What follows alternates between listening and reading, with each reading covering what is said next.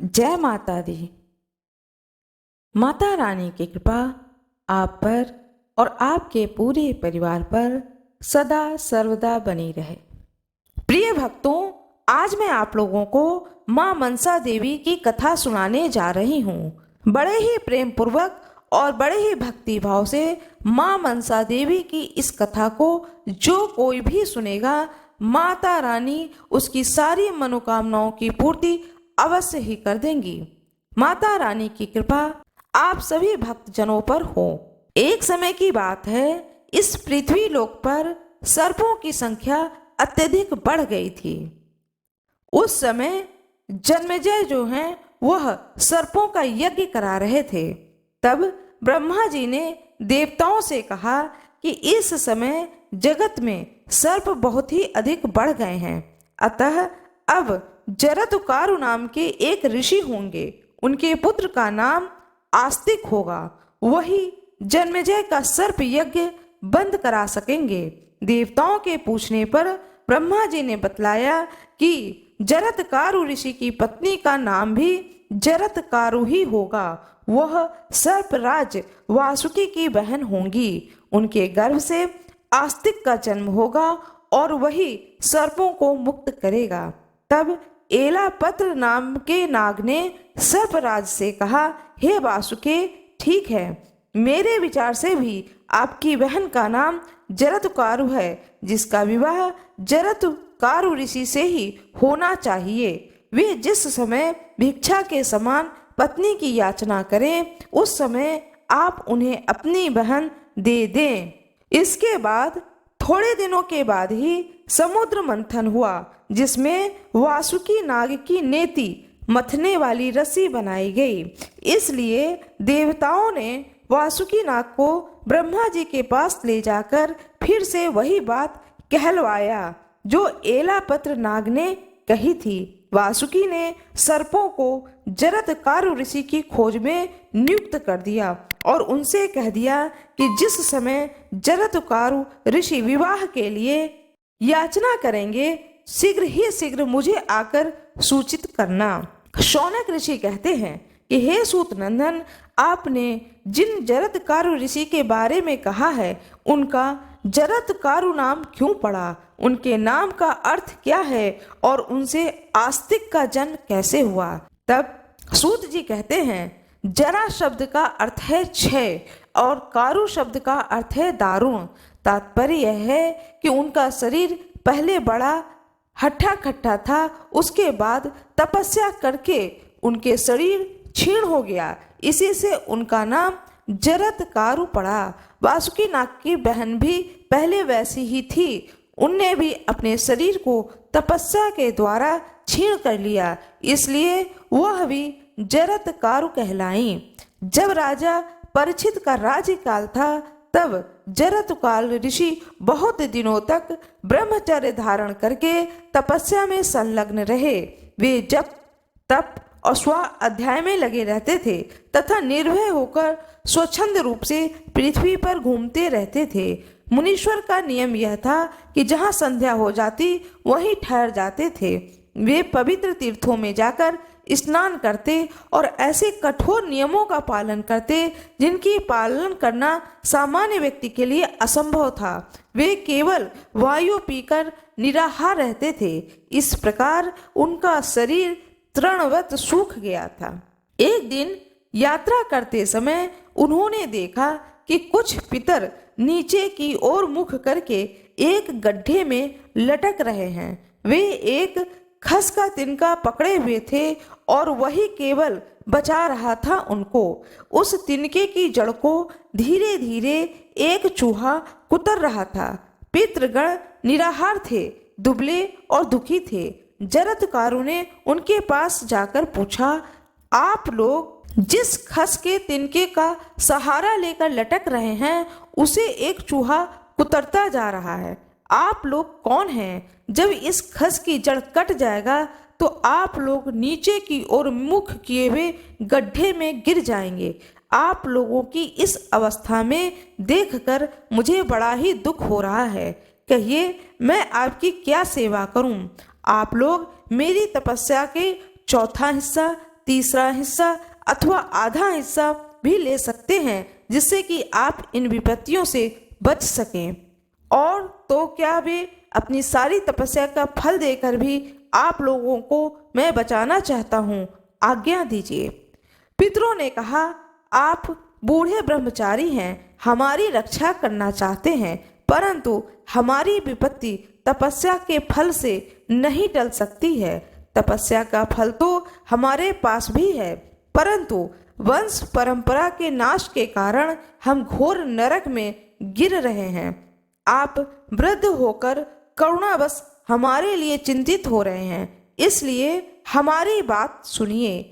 हम लोग यायावर नाम के ऋषि हैं। वंश परंपरा क्षीण हो जाने से हम पुण्य लोकों से नीचे गिर रहे हैं। हमारे वंश में अब केवल एक ही व्यक्ति बचा है, वह भी नहीं के बराबर। हमारे अभाग्य से वह तपस्वी हो गया है। उसका नाम जरत्कारु है। वह वेदांगों का विद्वान तो है ही, संयमी, उदार और व्रतशील भी है। उसने तपस्या के लोभ से हमें संकट में डाल दिया है। उसके कोई भाई बंधु अथवा पत्नी पुत्र नहीं है। इसी से हम लोग बेहोश होकर अनाथ की तरह गड्ढे में लटक रहे हैं। यदि वह आपको कहीं भी मिल जाए तो उनसे इस प्रकार कहना, हे जरत्कारु, तुम्हारे पिता नीचे मुंह करके गड्ढे में लटक रहे हैं। तुम विवाह करके संतान उत्पन्न करो। अब हमारे वंश के तुम ही एक आश्रय हो। ब्रह्मचारी जी, यह जो आप खस की जड़ देख रहे हैं, यही हमारे वंश का सहारा है। हमारी वंश परंपरा के जो लोग नष्ट हो चुके हैं, वही इसकी कटी हुई जड़ें हैं। यह अधकटी जड़ ही जरत्कारु है। जड़ कुतरने वाला चूहा महाबली काल है। एक दिन जरत्कारु को भी नष्ट कर देगा, तब हम लोग और भी विपत्ति में पड़ जाएंगे। आप जो कुछ भी देख रहे हैं वह सब जरत्कारु से कहिएगा।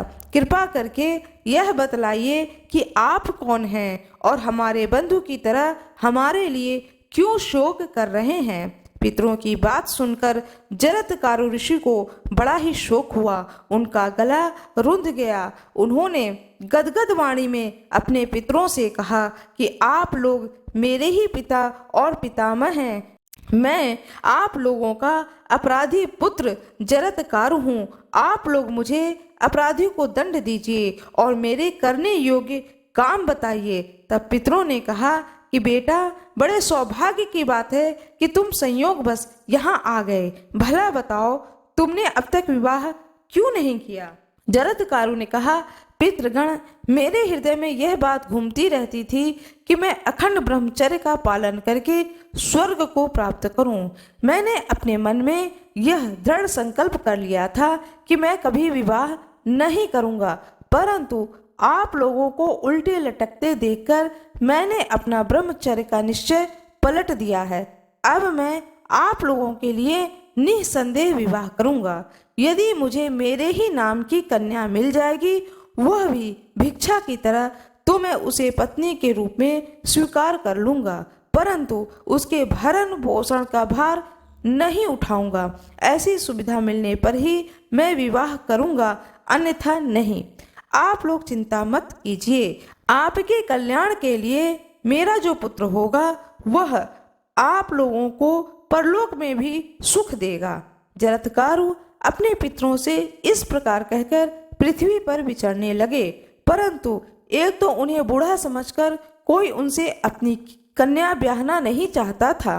वे निराश होकर वन में गए और पितरों के हित के लिए 3 बार धीरे से बोले, मैं कन्या की याचना करता हूँ। यहाँ जो भी चर, अचर अथवा गुप्त यह प्रकट प्राणी है, वे मेरी बात सुने। मैं पितरों का दुख मिटाने के लिए उनकी प्रेरणा से कन्या की भीख मांग रहा हूँ, जिस कन्या का नाम मेरा ही हो और जो भिक्षा की तरह ही मुझे दी जाए और जिसके भरण पोषण का भार मुझ पर न रहे, ऐसी कन्या मुझे प्रदान करो। वासुकी नाग के द्वारा नियुक्त सर्प ऋषि जरत्कारु की बात सुनकर नागराज के पास गए और उन्होंने झटपट अपनी बहन लाकर भिक्षा के रूप में जरत्कारु ऋषि को समर्पित कर दिया। जरत्कारु ऋषि ने उनके नाम और भरण पोषण की बात जाने बिना अपनी प्रतिज्ञा के विपरीत उसे स्वीकार नहीं किया और वासुकी से पूछा इसका नाम क्या है। साथ ही यह भी कहा कि मैं इसका भरण पोषण नहीं करूंगा। वासुकी नाग ने कहा कि इस तपस्वी कन्या का नाम भी जरत्कारु है और यह मेरी बहन है। इसका भरण पोषण और रक्षण मैं स्वयं करूंगा। आपके लिए मैंने इसे अब तक रख छोड़ा है। जरत्कारु ऋषि ने कहा इसका मैं भरण पोषण नहीं करूंगा, यह शर्त तो हो ही चुकी है। इसके अतिरिक्त एक शर्त यह है कि यह कभी मेरा अप्रिय कार्य न करेगी तो मैं इसे अवश्य छोड़ दूंगा। तब नागराज वासुकी ने ऋषि जरत्कारु की शर्त को स्वीकार कर ली और उनको अपने घर ले आए। वहां विधि विवाह पूर्वक संपन्न हुआ। जरत्कारु ऋषि अपनी पत्नी जरत्कारु के साथ वासुकी नाग के श्रेष्ठ भवन में रहने लगे। उन्होंने अपनी पत्नी को भी अपनी शर्त की सूचना दे दी कि मेरे रुचि के विपरीत कोई भी कार्य न करना, वैसा करोगी तो मैं तुम्हें छोड़कर चला जाऊंगा। उनकी पत्नी ने स्वीकार किया और वह सावधान रहकर उनकी सेवा करने लगी। समय पर उन्हें गर्भ रह गया और धीरे धीरे बढ़ने लगा। एक दिन की बात है, जरत्कारु ऋषि कुछ खिन्न से होकर अपनी पत्नी की गोद में सिर रखकर सोए हुए थे। वे सो ही रहे थे कि सूर्यास्त का समय हो गया। ऋषि पत्नी ने सोचा कि पति को जगाना धर्म के अनुकूल होगा या नहीं। ये बड़े कष्ट उठाकर धर्म का पालन करते हैं। कहीं जगाने या न जगाने से मैं अपराधिनी तो नहीं हो जाऊंगी। जगाने पर इनका कोप का भय है और न जगाने पर धर्म का लोप होता है। अंत में वह निश्चय पर पहुंची कि चाहे कोप करें परंतु इन्हें धर्म लोप से बचाना चाहिए। ऋषि पत्नी ने बड़ी मधुर वाणी से कहा, हे महाभाग उठिए, सूर्यास्त हो रहा है, आचमन करके संध्या कीजिए। यह अग्निहोत्र का समय है। पश्चिम दिशा लाल हो रही है। ऋषि जरत्कारु जग गए। क्रोध के मारे उनका होंठ कांपने लगा। उन्होंने कहा, सर्पिणी, तूने मेरा अपमान किया है। अब मैं तेरे पास नहीं रहूंगा। जहां से आया हूं वहीं चला जाऊंगा। मेरे सोते रहने पर सूर्य अस्त नहीं हो सकते थे। अपमान के स्थान पर रहना अच्छा नहीं लगता है। अब मैं यहाँ से जाऊंगा। अपने पति के हृदय में कपकपी पैदा करने वाली बात सुनकर ऋषि पत्नी ने कहा, हे भगवान, मैंने अपमान करने के लिए आपको नहीं जगाया है। आपके धर्म का लोप न हो, यही मेरी दृष्टि थी। जरत्कारु ऋषि ने कहा कि एक बार जो मुंह से निकल गया वह झूठा नहीं हो सकता है। मेरे तुम्हारे बीच इस प्रकार की शर्त तो पहले ही हो चुकी थी। तुम मेरे जाने के बाद अपने भाई से कहना कि वे चले गए और यह भी कहना यहाँ मैं बड़े ही सुख से रहा। मेरे जाने के बाद तुम किसी प्रकार की चिंता मत करना। ऋषि पत्नी शोकग्रस्त हो गई। उनका मुंह सूख गया, वाणी गदगद हो गई, आंखों में आंसू भर आए। उनने कांपते हुए हृदय से धीरज धरकर हाथ जोड़कर अपने पति से कहने लगी, हे धर्मज्ञ, मुझ निरपराध को मत छोड़िए। मैं धर्म पर अटल रहकर आपके प्रिय और हित में संलग्न रहूंगी। मेरे भाई ने एक प्रयोजन लेकर आपके साथ मेरा विवाह किया था, अभी वह पूरा नहीं हुआ है। हमारे जाति भाई कद्रू माता के शाप से ग्रस्त हैं। आपसे एक संतान होने की आवश्यकता है, उसी से हमारी जाति का कल्याण होगा। आपका और मेरा संयोग निष्फल नहीं होना चाहिए। अभी से मेरा गर्भ से संतान भी नहीं हुई थी कि आप मुझे छोड़ करके जा रहे हैं। मुझ निरपराध अबला को छोड़कर क्यों जाना चाहते हैं? पत्नी की बात सुनकर ऋषि ने कहा कि तुम्हारे पेट में अग्नि के समान तेजस्वी बालक गर्भ में है। वह बहुत ही बड़ा विद्वान और धर्मात्मा ऋषि होगा। यह कहकर जरत्कारु ऋषि वहां से चले गए। पति के जाते ही ऋषि पत्नी अपने भाई वासुकी के पास गई और उनके जाने का समाचार सुनाया। इस अप्रिय घटना को सुनकर वासुकी को बड़ा ही कष्ट हुआ। उन्होंने कहा कि बहन, जिस उद्देश्य से हमने उनके साथ तुम्हारा विवाह कराया था वह तो तुम्हें मालूम ही है। यदि उनके द्वारा तुम्हारा पुत्र हो जाता तो नागों का भला होता। यह पुत्र ब्रह्मा जी के कथन अनुसार अवश्य ही जन्मेजय के यज्ञ से हम लोगों की रक्षा करता। हे बहन, तुम उनके द्वारा गर्भवती हुई हो या नहीं, हम चाहते हैं कि तुम्हारा विवाह निष्फल ना हो।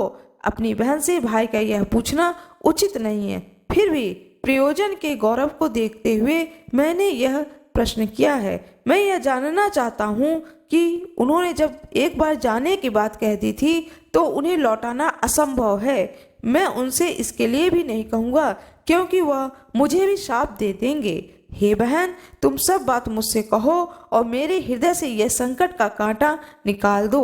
ऋषि पत्नी ने अपने भाई वासुकी नाग को ढांढस बंधाते हुए कहा कि हे भाई, मैंने भी उनसे यह बात कही तो उन्होंने कहा कि तुम्हारे गर्भ में पुत्र है जो कि बहुत ही तेजस्वी बालक होगा। अपनी प्रयोजन सिद्धि के संबंध में आप कोई चिंता न करें। इसलिए भाई, तुम अपने मन में किसी प्रकार का दुख न करो। यह सुनकर वासुकी बड़े प्रेम और प्रसन्नता से अपनी बहन का स्वागत सत्कार करने लगे और पेट में शुक्ल पक्ष के चंद्रमा के समान गर्भ भी बढ़ने लगा। समय आने पर वासुकी की बहन जरत्कारु के गर्भ से एक दिव्य कुमार का जन्म हुआ। उनके जन्म से मातृवंश और पितृवंश दोनों का भय जाता रहा। क्रमशः बड़ा होने पर उसने च्यवन ऋषि से वेदों का सांगोपांग अध्ययन किया। वह ब्रह्मचारी बालक बचपन में ही बड़ा बुद्धिमान और सात्विक था। जब वह गर्भ में था तब पिता ने उसके संबंध में अस्ति पद का उच्चारण किया था, इसलिए उसका नाम आस्तिक हुआ। नागराज वासुकी के घर पर बाल्य अवस्था में बड़ी ही सावधानी और प्रयत्न से उसकी रक्षा की गई। थोड़े ही दिनों में वह बालक इंद्र के समान बढ़ करके नागों को हर्षित करने लगा और फिर उसने जन्मेजय से सारे नागों की रक्षा करी।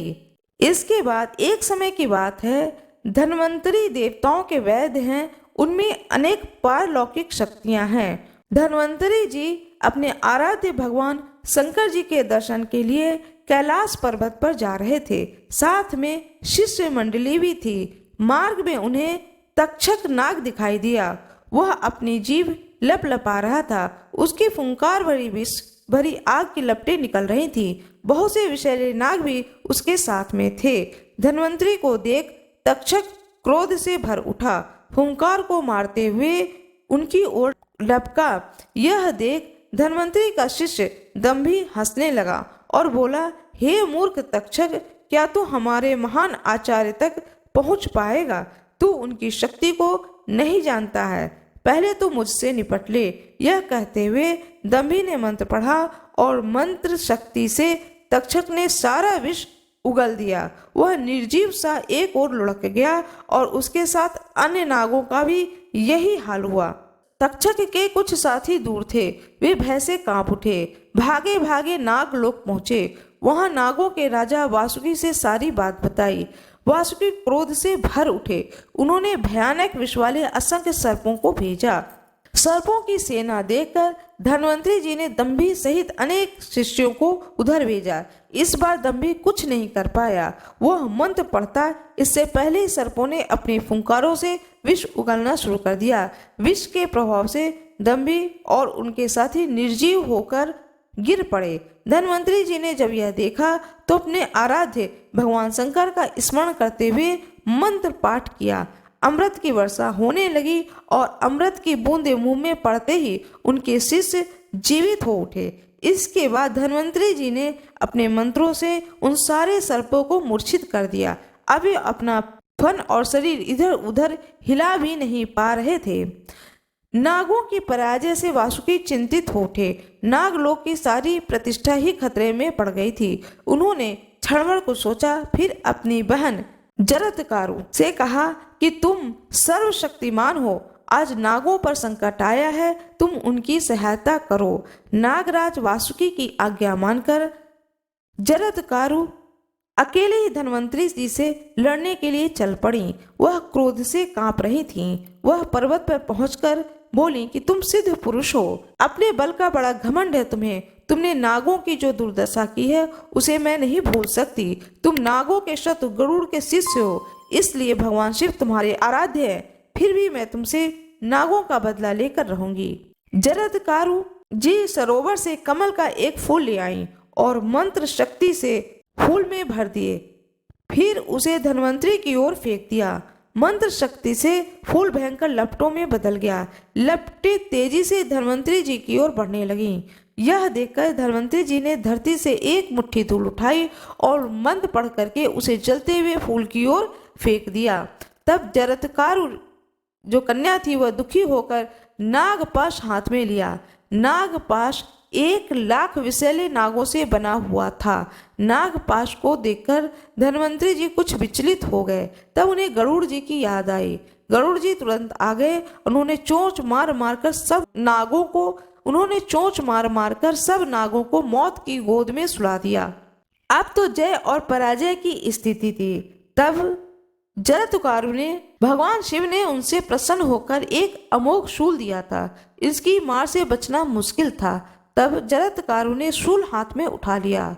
शूल धन्वंतरी जी की ओर फेंकना चाह ही रही थी, तभी भगवान शिव और ब्रह्मा जी बीच में आकर खड़े हो गए। तब शिव जी और ब्रह्मा जी ने जरत्कारु का हाथ रोक लिया और उन देवों को प्रणाम किया।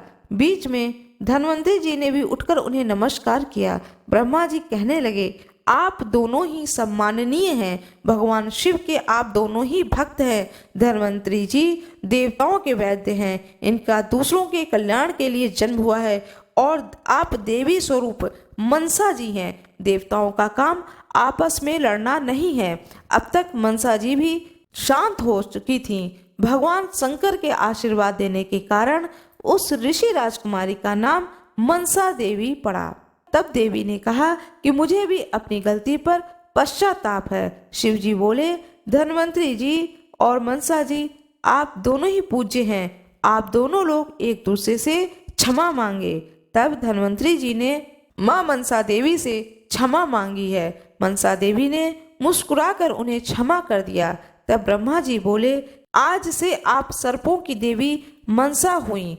यह अब देवी बनकर सारे संसार में पूजी जाएंगी। इसके बाद में ब्रह्मा जी के आशीर्वाद से मरे हुए सभी नाग जीवित हो उठे और मनसा देवी उन्हें लेकर नागलोक लौट गईं। कहा जाता है कि जो कोई भी मनसा देवी की पूजा करता है उन्हें नाग भय नहीं रहता है, सर्प भय उन्हें नहीं रहता है। और मनसा देवी प्रसन्न होकर के अपने भक्तों की सारी मनोकामनाओं की पूर्ति करती हैं। माँ मनसा देवी की जय हो।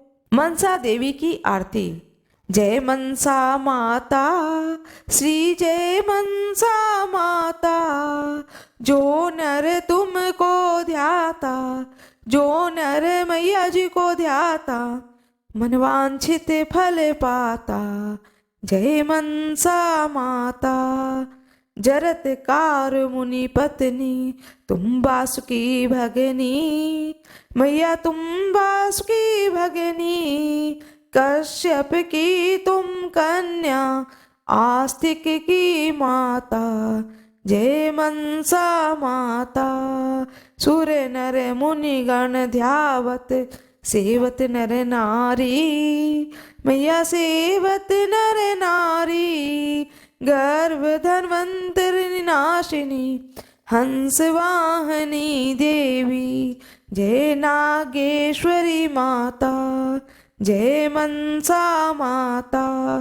पर्वत वासिनी संकट नाशिनी, अच्छे धन दात्री। मैया अच्छे धन दात्री। जय श्री मनसा माता। पुत्र पौत्र दायिनी माता। पुत्र पौत्र दायिनी माता। मन इच्छा फलदाता, मन इच्छा फलदाता। जय मनसा माता। मैया जय मनसा माता। मनसा जी की आरती जो कोई नर गाता, भैया जो कोई निस दिन गाता, कहत शिवानंद स्वामी, कहत हरि हर स्वामी, सुख संपत्ति पाता, जय मनसा माता, भैया जय मनसा माता। यही जरत कारू जो नाग वासुकी की बहन होती हैं, यह अत्यंत तपस्या करके भगवान शंकर को प्रसन्न करके, भगवान शंकर की कृपा प्राप्त करके इनका नाम मनसा देवी पड़ा। भगवान शंकर ने इनका नाम मनसा देवी रखा। त्यागे जाने के कारण यह अत्यंत दुखी और क्षुभित हो गई थी, इसलिए इन्होंने दुख में शोक में व्याकुल होकर भगवान शंकर की आराधना की थी और भगवान शंकर ने प्रसन्न होकर के इन्हें आशीर्वाद दिया कि आप मनसा देवी के नाम से इस पृथ्वी लोक पर पूजी जाएंगी। मेरा यह वीडियो कैसा लगा? यदि आपको मेरा यह वीडियो अच्छी लगी हो तो कृपया लाइक जरूर कर दीजिएगा, चैनल को सब्सक्राइब कर दीजिएगा, बेल आइकन दबाना ना भूलिएगा। धन्यवाद।